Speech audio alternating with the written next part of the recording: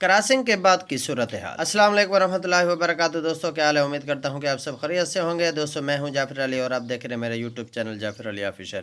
दोस्तों आज की वीडियो में हम बात करेंगे क्रॉसिंग के बाद की सूरत हाल के बारे में। दोस्तों अक्सर व बेशतर ऐसी पोस्ट आती हैं जिसमें नए और सादा फार्मर्स का सवाल होता है कि कल क्रॉस करवाया और अब ये फेंक रही है, और ये क्या है। मतलब कि मादा जानवर के वल्वा यानी सार पर म्यूकस लगा होता है। ये म्यूकस क्या है? हीट में आने से पहले मादाएं सार से सफ़ेद शीशे जैसी तार निकालती हैं जिसे म्यूकस कहा जाता है।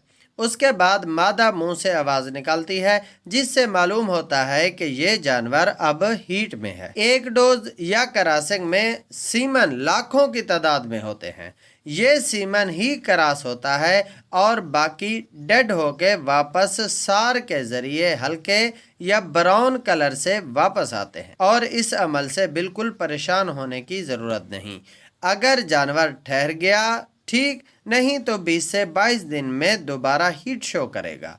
और जो जानवर ठहर जाए तो सार के ज़रिए महीने बाद या कभी ब्राउन म्यूकस निकालते रहते हैं।